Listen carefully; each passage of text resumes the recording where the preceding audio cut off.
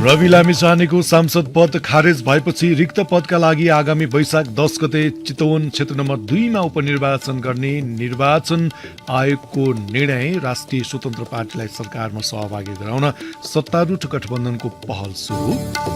मुलुकको अर्थतन्त्र चुनौतीपूर्ण अवस्थामा पुगेको निष्कर्षसहित चालु आर्थिक वर्षको बजेट आकार 14%ले घटाइयो। 8% को आर्थिक वृद्धि हासिल नहुने अर्थमन्त्री पौडेलको निष्कर्ष। राष्ट्रपति भण्डारीको सवारीका क्रममा आम नागरिकले शास्ति भोगेपछि गणतान्त्रिक व्यवस्थामाथि नै आलोचना गर्ने क्रम बढ्दो। विशिष्ट व्यक्तिको सुरक्षा व्यवस्थापन कार्यविधि परिमार्जन गर्ने सरकारको तयारी। टर्कीमा विनाशकारी भूकम्पपछि स्थिति थप नाजुक बन्दै मापदण्ड विपरीत संरचना बनाएको आरोपमा 113 जना विरुद्ध पक्राउ पूर्जी जारी। र जावलाखेल युथ क्लब राजसी जनक कप फुटबल प्रतियोगिताको सेमी फाइनलमा प्रवेश। नमस्कार, कान्तिपुर डायरीका साथमा साथी नवीन र म सन्तोष। समाचार अब विस्तारमा। राष्ट्रिय स्वतन्त्र पार्टीका सभापति रवि लामिछानेको सांसद पद खारेज भएसँगै रिक्त पदका लागि चितवन क्षेत्र नम्बर 2 मा आगामी वैशाख 10 गते उपनिर्वाचन हुने भएको छ। नागरिकता सम्बन्धी सर्वोच्च अदालतको फैसलापछि रिक्त पदका लागि निर्वाचन आयोगले आगामी वैशाख 10 गते उपनिर्वाचनको तयारीको मिति घोषणा गरेको हो। आयोगका अनुसार प्रतिनिधि सभा सदस्य निर्वाचन ऐन 2074 को दफा 68 बमोजिम उपनिर्वाचन हुन लागेको हो। संविधानको धारा 84 को उपधारा 7 मा प्रतिनिधि सभाको कार्यकाल 6 महिनाभन्दा बढी बाँकी छँदै कुनै सदस्यको स्थान रिक्त भएमा त्यस्तो स्थानमा उपनिर्वाचन गर्ने प्रावधान छ। आयोगले उपनिर्वाचन सम्बन्धी कार्यक्रम अनुसार भोलिबाट चैत्र 16 गतेसम्म मतदाता नामावली अद्यावधि गर्ने भएको छ। त्यस्तै आयोगले वैशाख 10 गते हुने उपनिर्वाचनका लागि कार्यतालिका सार्वजनिक गरेको छ। आयोगका अनुसार उम्मेद्वारको मनोनयन दर्ता चैत 20 गते, उम्मेद्वारको विरोधमा उजुरी दिन चैत 21 गतेका लागि तोकिएको छ।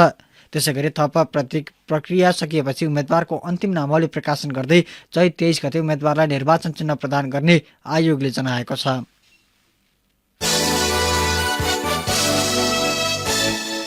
गृह मन्त्रालयको विषयमा विवाद उत्पन्न भएपछि अघिल्लो साता सरकारबाट बाहिरिएको राष्ट्रिय स्वतन्त्र पार्टीलाई सरकारमा सहभागी गराउन सत्तारूढ गठबन्धनले पहल सुरु गरेको छ।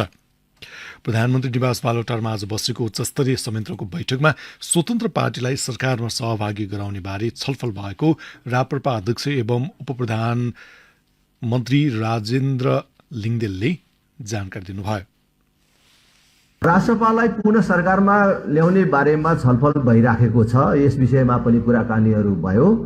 उपयुक्त समयमा राष्ट्रपा सरकारमा आउनु पनि सक्छ र त्यसको बारेमा केही प्राविधिक समस्याहरू छन्, छलफल भइराखेको छ। यसलाई निरन्तरता दिने भन्ने कुरा भएको छ। नागरिकता विवादका कारण पार्टी सभापति रवि लामिछानेको सांसद पद गुमेपछि स्वतन्त्र पार्टीले सरकारलाई दिएको समर्थन यथावत राख्दै सरकारबाट बाहिरिएको थियो। यसैबीच गठबन्धनका दलहरूले आज सरकार सञ्चालनबारे समीक्षा गरेका छन्। यसबारे जानकारी दिँदै उपप्रधानमन्त्री लिङ्गदेलले भन्नुभयो, अहिलेसम्म सरकारले गरेका काम कारबाहीहरूको बारेमा र आपसी समन्वयको बारेमा कहाँ के कमी कमजोरी रह्यो भन्ने विषयमा समीक्षाहरू भयो र आगामी दिनमा अझ मजबुत ढङ्गले यो सहकार्यलाई अगाडि बढाएर लैजाने भन्ने सहमति भएको छ र अब नियमित रूपमा यस प्रकारको भेटघाटलाई कायम राख्ने र निरन्तरता दिने भन्ने सहमति भएको छ। संयन्त्रको आजको बैठकमा प्रधानमन्त्री एवं माओवादी केन्द्रका अध्यक्ष पुष्पकमल दाहाल, एमाले अध्यक्ष केपी शर्मा ओली, राष्ट्रिय स्वतन्त्र पार्टीका अध्यक्ष रवि लामिछाने र राप्रपाका अध्यक्ष लिङ्गदेल मात्रै सहभागी हुनुहुन्थ्यो। संयन्त्रको पछिल्ला बैठकमा जनता समाजवादी पार्टी, जनमत पार्टी र नागरिक उन्मुक्ति पार्टीका प्रमुख भने सहभागी भएका छैनन्। सरकारले मुलुकको अर्थतन्त्र चुनौतीपूर्ण अवस्थामा पुगेको निष्कर्षसहित अर्धवार्षिक समीक्षा मार्फत चालु आर्थिक वर्षको बजेटको आकार 14%ले घटाएको छ। अर्थमन्त्री विष्णु पौडेलले प्रतिनिधि सभा बैठकमा अर्धवार्षिक समीक्षा प्रस्तुत गर्दै चालु आर्थिक वर्ष 2079-80 को बजेटमा 2 खर्ब 44 अर्ब रुपियाँ घटाइएको बताउनुभयो। उहाँले भन्नुभयो, चालु आर्थिक वर्षमा कुल सरकारी खर्च रु 17 खर्ब 93 अर्ब 83 करोड हुने सुरु अनुमान गरिएकोमा रु 15 खर्ब 49 अर्ब 99 करोड हुने संशोधित अनुमान छ, जुन सुरु विनियोजन भन्दा रु 2 खर्ब 44 अर्ब अर्थात् 14%ले कम हो। चालु खर्चतर्फ रु 11 खर्ब 83 अर्ब 23 करोड सुरु विनियोजन भएकोमा रु 10 खर्ब 21 अर्ब 92 करोड संशोधित अनुमान छ, जुन सुरु विनियोजनको 86.37% हुन आउँछ। त्यसैगरी पुँजीगत खर्चतर्फ रु 3 खर्ब 80 अर्ब 38 करोड सुरु विनियोजन भएकोमा रु 3 खर्ब 13 अर्ब 85 करोड हुने संशोधित अनुमान छ। सरकारले चालु आर्थिक वर्षको बजेट मार्फत लिएको 8% को आर्थिक वृद्धि दरको लक्ष्य हासिल हुन नसक्ने ठहर गरेको छ। राजस्व परिचालन लगायतमा देखिएको समस्याका कारण लक्ष्य अनुसार आर्थिक वृद्धि हुन नसक्ने अर्थमन्त्री पौडेलले बताउनुभयो। राजस्व परिचालनमा देखिएको विसङ्गति र विचलनलाई नियन्त्रण गर्दै सुधार ल्याउन, बजेट कार्यान्वयनमा विद्यमान समस्या समाधान गर्न र वित्तीय क्षेत्रमा देखा परेका समग्र समस्या समाधान गर्न प्रयास केन्द्रित गरेको छु। तथापि केही हाम्रै संरचनागत सीमितता र केही अन्तर्राष्ट्रिय असरका कारण सुधारका प्रयासले ठोस नतिजा दिन भने समय लाग्ने देखिएको छ। अर्थतन्त्रको विद्यमान प्रवृत्ति आकलन गर्दा 8% को आर्थिक वृद्धि दर हासिल गर्ने चालु वर्षको लक्ष्य पूरा हुने देखिँदैन। आर्थिक गतिविधिमा आएको स्वस्थता र कोभिड-19 पछि अर्थतन्त्रलाई ट्र्याकमा ल्याउन गरिएका पहलहरू सफल नभएको अर्थमन्त्री पौडेलको निष्कर्ष छ। पछिल्लो समस्याका कारण सरकारी वित्त व्यवस्थापनमा चरम दबाव परेको समेत उहाँले बताउनुभयो। कोभिड-19 महामारीको समयमा अर्थतन्त्रलाई चलायमान बनाउन लिएका कतिपय अल्पकालीन उपायका सम्बन्धमा समयमै समीक्षा हुन र आवश्यकता अनुसार परिमार्जन गर्न नसक्दा समस्या थपिँदै गएको छ। चालु आर्थिक वर्षको बजेटको अर्धवार्षिक समीक्षा अर्धवार्षिक अवधिसम्म आइपुग्दा यस अवधिमा गरिएको आयात नियमनको असर तथा आर्थिक गतिविधिमा आएको सुस्तता लगायतका कारणहरूले गर्दा राजस्व वृद्धि दर नकारात्मक हुन गई सरकारी वित्त सन्तुलनमा चरम दबाव परेको छ। यसैबीच अर्थमन्त्री पौडेलले किसानलाई आवश्यक मल र राष्ट्रिय गौरवका आयोजनालाई बजेट अभाव हुन नदिने बताउनु भएको छ। कुल खर्च कटौती गरेपछि सांसदले उठाएका प्रश्नहरूको जवाब दिँदै पौडेलले विश्व बजारमा मलको लागत बढे पनि किसानका लागि आवश्यक परिणाम ल्याउनका लागि बजेटको अभाव हुन नदिने दावी गर्नुभयो। त्यस्तै अनावश्यक योजनामा खर्च कटौती गरिए पनि गौरवका आयोजनालाई रकम उपलब्ध गराउन सरकार प्रतिबद्ध भएको मन्त्री पौडेलको भनाइ थियो।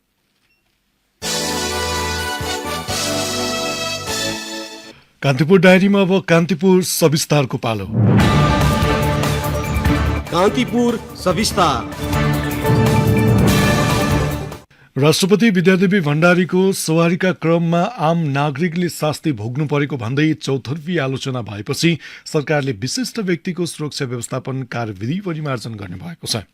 गत शुक्रबार राष्ट्रपति भण्डारीको सवारीका क्रममा प्रहरीले राष्ट्रिय ट्रमा सेन्टरका चिकित्सक डाक्टर जनितलाल सिंहलाई कुटपिट गरेको विरोधमा उत्रिएको नेपाल चिकित्सक संघसँगको वार्तामा सरकारले सो कार्यविधि संशोधन गर्ने सहमति जनाएको हो। मुलुकमा लोकतान्त्रिक व्यवस्था बहालीपछि पनि राष्ट्र प्रमुखको सवारीका क्रममा सर्वसाधारण नागरिकले दुःख झेल्नु परेपछि कतिपय वृत्तबाट गणतान्त्रिक व्यवस्थामाथि नै आलोचना र टिप्पणी भइरहेका छन्। विशिष्ट व्यक्तिको सवारीका कारण सर्वसाधारणले दुःख पाएको भन्दै विरोध चर्किएपछि सरकारले विशिष्ट व्यक्तिहरूको सुरक्षा व्यवस्थापन कार्यविधि 2077 परिमार्जन गर्ने भएको छ। गत शुक्रबार राष्ट्रपतिको सवारीका कारण काठमाडौँ उपत्यकाको सवारी आवागमन अवरुद्ध हुँदा सर्वसाधारणले शास्ति खेपेका थिए। सोही क्रममा राष्ट्रिय ट्रमा सेन्टरका चिकित्सक डाक्टर जनितलाल सिंहमाथि प्रहरीले कुटपिट समेत गरेको थियो। कुटपिट पश्चात नेपाल चिकित्सक संघ देशभरका स्वास्थ्य संस्था र अस्पतालमा आकस्मिक बाहेकका सेवा बन्द गरेरै विरोधमा उत्रिएको थियो। नेपाल चिकित्सक संघसँगको वार्तामा सरकारी पक्षले विशिष्ट व्यक्तिहरूको सुरक्षा व्यवस्थापन कार्यविधि 2077 मा आवश्यक परिमार्जन गरी सहमति जनाएको हो। वार्ता टोलीका संयोजक प्रधानमन्त्री तथा मन्त्री परिषद कार्यालयका सचिव गणेश पाण्डे सहमति बारे भन्छन्। विशिष्ट व्यक्तिहरूको सुरक्षा व्यवस्थापन सम्बन्धी कार्यविधिमा समसामयिक परिमार्जन गर्ने, यो त समसामयिक रूपमा परिवर्तन हुँदै जाने विषय हो। 2077 सालमा पछिल्लो संशोधन नयाँ कार्यविधि बनायो। योभन्दा पहिलाका कार्यविधिहरू समसामयिक रूपमा संशोधन गर्दै गर्दै लिएर आएको। अहिले पनि अब यसमा अझ कसरी व्यवस्थापन गर्न सकिन्छ, सर्वसाधारणलाई मर्का नपर्ने, उनीहरूको दैनिक जीवनमा पनि असर नगर्ने र भिभिआइपी को सुरक्षामा पनि सुरक्षा संवेदनशीलतालाई ध्यानमा दिँदै कार्यविधिहरू संशोधन गर्ने जाने विषय भनेपछि आवश्यकता अनुसार संशोधन हुँदै जान्छ, गर्नुपर्छ। राष्ट्रिय ट्रमा सेन्टरका डाक्टरमाथि कुटपिट गर्ने प्रहरी जवान निलम्बनमा परिसकेका छन्। विशिष्ट व्यक्तिहरूको सवारीका कारण बिरामी, आम नागरिक लगायत पेशा व्यवसायसँग आबद्ध व्यक्तिका लागि असहजता नहुने व्यवस्था गरिने सहमतिमा उल्लेख छ। सो सहमति कार्यान्वयन होला त भन्ने जिज्ञासामा केन्द्रीय प्रहरी प्रवक्ता प्रहरी नायब महानिरीक्षक पोषराज पोखरेल भन्छन्। सम्बन्धित कर्मचारीलाई निलम्बन गरेर कारबाही प्रक्रिया अगाडि बढाइसके हुनाले त्यो किसिमले त सुरु भइसकेको छ होइन। सजिलोको अवस्था जुन अहिले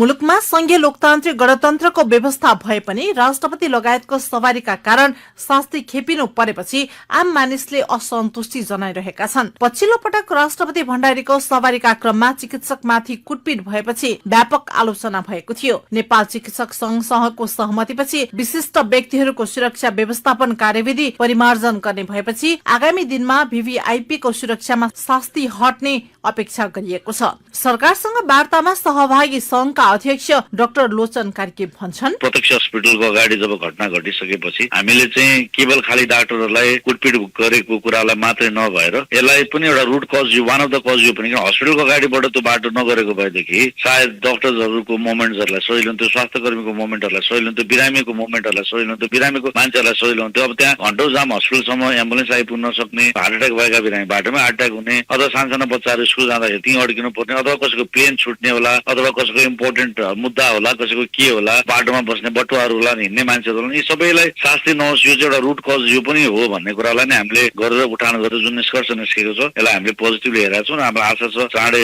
एक हप्ताभित्रमा यसलाई केन्द्र सरकारले कार्यविधि परिवर्तन गरेर लागू गर्छ र यसले चाहिँ आम जनतालाई चाहिँ जुन असहज भइरहेको थियो त्यसमा सहज वातावरण बन्नलाई सहयोग हुन्छ जस्तो लाग्छ।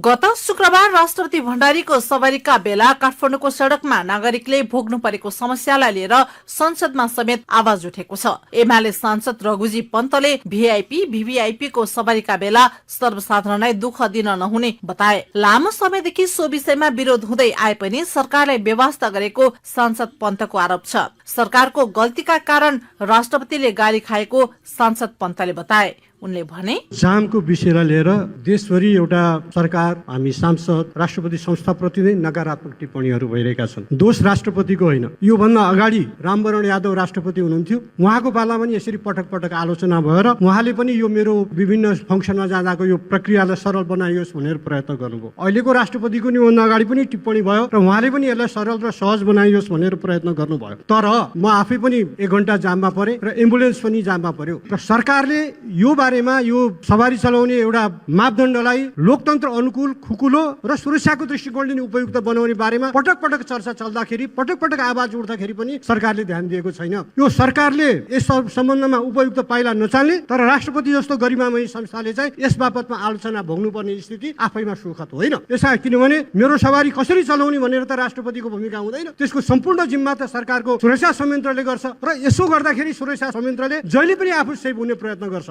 VVIP को सवारीका बेला नागरिकले खेप्ने शास्ति हटाउन दीर्घकालीन समाधान खोज्नु पर्ने बेला भइसकेको छ। नत्र आम जनताले भोग्नु पर्ने सकसका कारण राज्यका उच्च पदस्थ अधिकारीको आलोचना मात्र होइन, लोकतान्त्रिक गणतन्त्रात्मक व्यवस्थामाथि असन्तुष्टि र आक्रोश बढ्दै जाने निश्चित छ। रेडियो कान्तिपुरका लागि पार्वता चौधरी।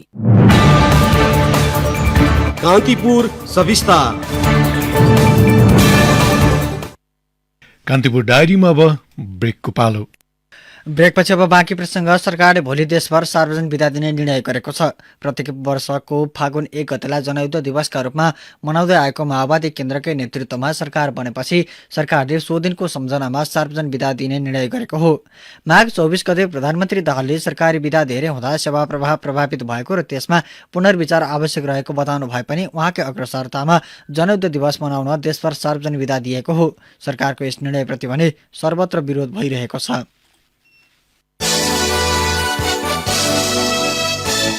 लुम्बिनी प्रदेशका नवनियुक्त 7 जना मन्त्रीले पद तथा गोपनीयताको शपथ लिएका छन्।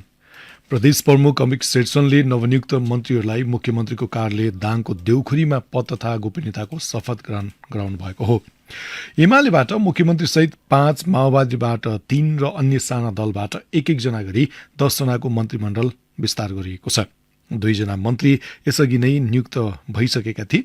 माओवादीका जोखबहादुर महरा आर्थिक मामिला मन्त्री, इन्द्रजित थारू भौतिक पूर्वाधार विकास मन्त्री, एमालेका विष्णुपन्थी स्वास्थ्य मन्त्री, दुर्गाप्रसाद चौधरी वन तथा वातावरण मन्त्री, तुलसीराम शर्मा कृषि तथा भूमि व्यवस्था मन्त्री बन्नुभएको छ।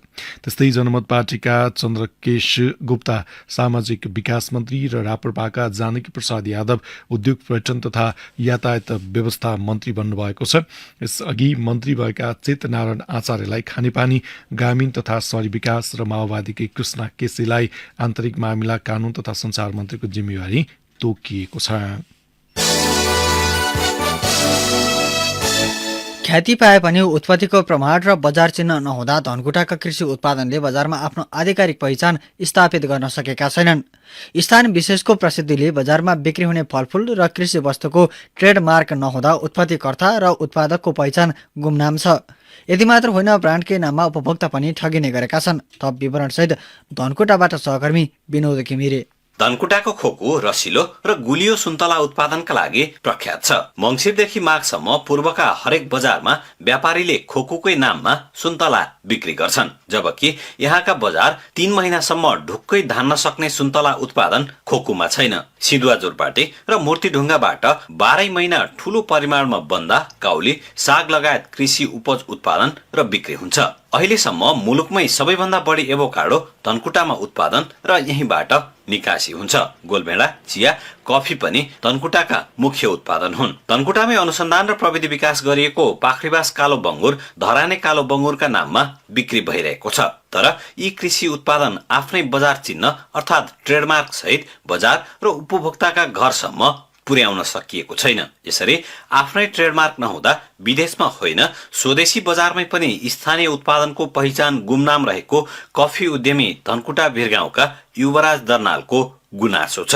एक ठाउँमा चाहिँ नि उत्पादन भएको हुन्छ अनि त्यो अन्त पुग्दाखेरि अर्को ठाउँको भनेर बिक्री वितरण भइरहेको हुन्छ।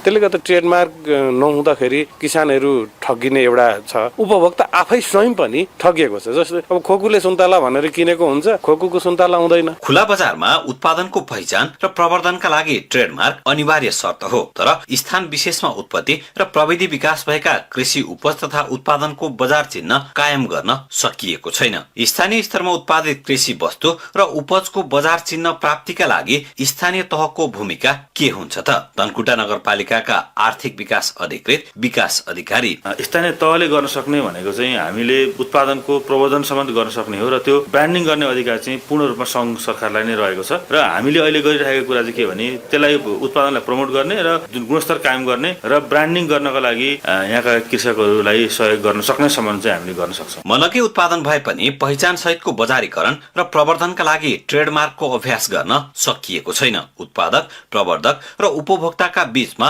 अहिलेसम्म यसबारेमा छलफलै हुन नसकेको उद्यम विकास तथा प्रवर्धन विज्ञ राजेन्द्र बहादुर प्रधानको भनाइ छ। प्रोड्युसर र बायर्सको बीचमा चाहिँ अन्तर्क्रियाको कमी छ। एउटा चाहिँ कुन कुरा चाहिँ हामी बजारसम्म लग्यो भने दिगो हुन्छ र लामो समयसम्म हामी उत्पादन चाहिँ उहाँलाई दिन सक्छौँ भन्ने खालको कुरा चाहिँ त्यो डायलग चाहिँ कमी भएको छ। यहाँ ग्रोवर्सहरूलाई एक ठाउँमा राख्ने, त्यसपछि यो यहाँको उद्योगी व्यापारीहरू र उहाँहरूलाई एक ठाउँमा राख्ने र स्थानीय सरकार पनि एक ठाउँमा बसेर चाहिँ एउटा जोइन्ट एक्सन प्लान हुनुपर्छ। ब्रान्ड नेम उत्पादनको पहिचानसँगै त्यसको गुणस्तरसँग पनि जोडिन्छ। उत्पादित वस्तुलाई चिन्ह सहित बजारमा पुर्याउन सके वस्तुको थप प्रवर्धन र पहिचान दिलाउन मद्दत पुग्छ।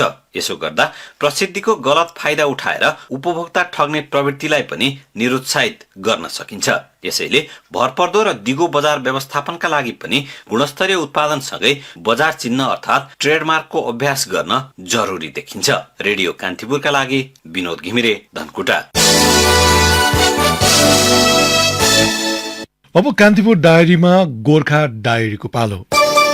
गोर्खा डायरीबाट हरिराम उप्रेतीको नमस्कार। यो वर्ष गोर्खामा 4250 मेट्रिक टन सुन्तला उत्पादन भएको छ। गत वर्षको तुलनामा यस वर्ष सुन्तला उत्पादन घटेको प्रधानमन्त्री कृषि आधुनिकीकरण परियोजनाका कृषि अधिकृत रविन्द्र पौडेलले बताउनुभयो। गोर्खाको 715 हेक्टर क्षेत्रफलमा सुन्तला खेती हुँदै आएको छ। गत वर्ष 5487 मेट्रिक टन सुन्तला उत्पादन भएको थियो। यो वर्ष 12 मेट्रिक टन कम सुन्तला उत्पादन भएको उहाँले बताउनुभयो। सुन्तला बगैँचा व्यवस्थापन राम्रो नहुँदा उत्पादन घट्दै गएको पौडेलको भनाइ छ। पुष्पलाल मध्य पहाडी लोकमार्ग अन्तर्गत वन क्षेत्रमा पर्ने मसाने ठाँटी ठाँटी पोखरी खण्डको 836 रुख कटान सुरु भएको छ। उक्त खण्डको 13 किलोमिटर सडक मध्ये 4 किलोमिटर क्षेत्रमा घना जंगलको सालका रुखले 1 दशक यता सडक विस्तार रोकिएको थियो। वन तथा वातावरण मन्त्रालयको प्रस्तावमा मन्त्री परिषदले 2079 चैत 6 गतेको निर्णयले स्वीकृत ऐन बमोजिम वन क्षेत्र प्रयोग गर्न दिने निर्णय गरेको थियो। मध्य पहाडी लोकमार्गलाई रुख कटानको अनुमति दिएको डिभिजन वन कार्यालय गोर्खाका सूचना अधिकारी महेश पौडेलले बताउनुभयो। शहीद लखन गाउँपालिकाले सुत्केरी भेटघाट कार्यक्रम सुरु गरेको छ। प्रत्येक सुत्केरी महिलाको घरमै पुगेर बच्चा र आमालाई स्वास्थ्य अवस्था बुझ्ने कार्यक्रमको उद्देश्य रहेको गाउँपालिकाका स्वास्थ्य शाखा प्रमुख वीरेन्द्र श्रेष्ठले बताउनुभयो। सुत्केरी भेटघाटमा पुगेका जनप्रतिनिधि सहितका स्वास्थ्य कर्मीको टोलीले आयोडिन नुन, नङकट, साबुन, सनफ्लावर तेल, चना र अण्डा कोसेली स्वरूप प्रदान गर्ने गरेका छन्। गाउँपालिकाको 8वटा ओडामा साउन यता सुत्केरी भएका 52 जना महिला छन्। सबैको घर दैलोमा स्वास्थ्य कर्मी र स्वास्थ्य स्वयंसेविका सहित पुग्ने गाउँपालिकाको योजना छ। 3 तहका सरकार बीच समन्वय अभावको अवस्थालाई न्यूनीकरण गर्न हरेक 3 महिनामा समन्वयात्मक बैठक बस्ने अभ्यासको सुरुवात गोर्खा 1 का संघ र प्रदेश सांसद तथा पालिका प्रमुखहरूले थालेका छन्। हरेक 3 महिनामा हुने समन्वयात्मक बैठकले विकासमा एकरूपता ल्याउने तथा 3 तहको सरकार बीचको भूमिका थप प्रभावकारी बन्ने अपेक्षा राखिएको छ। हवस् त गोर्खा डायरी अहिलेलाई यति नै। म हरिराम बिदा हुन्छु। नमस्कार। कान्तिपुर डायरीमा पुनः ब्रेकको पालो। ब्रेकपछि अब आर्थिक प्रसङ्ग। बैंक तथा वित्तीय संस्थाबाट कालो सूचीमा परेका व्यक्तिले कुनै पनि बैंकमा निक्षेप खाता खोलेर बचत गर्न नपाउने भएका छन्। राष्ट्र बैंकले हालै जारी गरेको एकीकृत निर्देशिका मार्फत सो व्यवस्था गरिएको हो। नयाँ व्यवस्था अनुसार बैंक तथा वित्तीय संस्थाले निक्षेप खाता खोल्नु अघि सम्बन्धित व्यक्ति कालो सूचीमा परे नपरेको सम्बन्धमा कर्जा सूचना केन्द्रबाट सूचना लिनुपर्नेछ। सूचना केन्द्रबाट जानकारी दिँदा लागेको शुल्क ग्राहकबाट असुल्न नपाइने व्यवस्था समेत राष्ट्र बैंकले गरेको छ। यस अघिको एकीकृत निर्देशनमा कालो सूचीमा समावेश भएका व्यक्ति, फर्म, कम्पनी र संस्थाले बैंक तथा वित्तीय संस्थामा खाता खोल्न नपाउने व्यवस्था रहे पनि बैंकले त्यस्ता खाता खोल्नु अघि कर्जा सूचना केन्द्रबाट लिनुपर्ने अनिवार्य व्यवस्था गरेको थिएन। पटक पटक म्याद थप गर्दा पनि ठेकेदारले काम बेवारिसे बनाएको भन्दै सडक विभागले 3 दर्जन ठेक्का सम्झौता तोडेको छ। म्याद थप गरे पनि काममा प्रगति नदेखिएपछि गत र चालु आर्थिक वर्षमा सो संख्यामा ठेक्का सम्झौता तोडिएको हो। सबैभन्दा बढी ठेक्का सडक विभाग डिभिजन कार्यालय चन्द्रनिगाहपुर रौतहटले तोडेको छ। सो कार्यालयले चालु आर्थिक वर्षमा 10 र गत वर्षको जेठमा 3 वटा ठेक्का तोडेको हो। सबैभन्दा बढी तोडिएका ठेक्का पुलसँग सम्बन्धित छन्। अझै पनि केही ठेक्कामा प्रगति नदेखिएपछि तोड्ने प्रक्रियामा लागेको सडक विभागका महानिर्देशक अर्जुन जङ थापाले बताउनुभयो। अब अन्तर्राष्ट्रिय प्रसङ्ग। टर्कीमा मापदण्ड उल्लङ्घन गरेर भवन निर्माण गरेको आरोपमा प्रहरीले 113 जनालाई पक्राउ पूर्जी जारी गरेको छ। टर्की पुलिसले निर्माण ठेकेदार सहित कम्तीमा 12 जनालाई यसअघि नै हिरासतमा लिएको बीबीसीले उल्लेख गरेको छ। टर्की दक्षिणी क्षेत्रमा अशान्ति बढेसँगै उद्धार कार्यमा बाधा पुगेको अधिकारीहरूले जनाएका छन्। टर्की र सिरियामा गत सोमबारको भूकम्पका कारण ज्यान गुमाउनेको संख्या 28,000 नागेको छ। भवन निर्माण सम्बन्धी नीति उल्लङ्घन गरेर भवन निर्माण गर्दा धेरैले ज्यान गुमाउनु परेको विज्ञहरूले बताउँदै आएका छन्। मानवीय कमजोरीका कारण भूकम्पका क्रममा हजारौं भवनहरू भत्किँदा प्राकृतिक प्रकोपको प्रभाव झनै बढेको उनीहरूको भनाइ छ। भूकम्प गएको 6औं दिनसम्म स्थिति थप नाजुक बन्दै गएको छ। भूकम्प प्रभावित क्षेत्रका लाखौं घरबारविहीन बनेका छन्। तापक्रम समेत घट्न थालेपछि भूकम्प पीडितहरूले विभिन्न खाले स्वास्थ्य समस्या भोग्नु परेको छ। संयुक्त राष्ट्रसङ्घले पर्याप्त खाना र चिसो भुइँमा बस्नु पर्दा 8 लाख बढी मानिस प्रभावित बनेको जनाएको छ।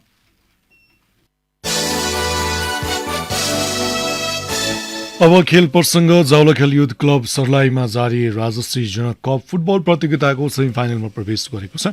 बागमती नगरपालिका स्थित सन्तोष श्रेष्ठ स्मृति खेल मैदानमा आज भएको पहिलो क्वार्टर फाइनलमा पिप्ले युथ क्लबलाई 3-2 गोल अन्तरले पराजित गर्दै जावलाखेल सेमिफाइनलमा प्रवेश गर्ने पहिलो टोली बनेको हो। जावलाखेलको जितमा हिशोब थपलियाले 3 गोल गरेका थिए। पिप्ले युथ क्लबका लागि विशु लामा र डोना थापाले समान 1-1 गोल गरे। जावलाखेलले अब सेमिफाइनलमा सङ्कटा क्लब र नव जनजागृति युथ क्लब बीचको विजेतासँग फागुन 4 मा खेल्नेछ। प्रतियोगिता अन्तर्गत भोलि हुने दोस्रो क्वार्टर फाइनलमा सुदूरपश्चिम 11 र ललितपुरको चर्च बोइज युनाइटेड बीच प्रतिस्पर्धा हुनेछ।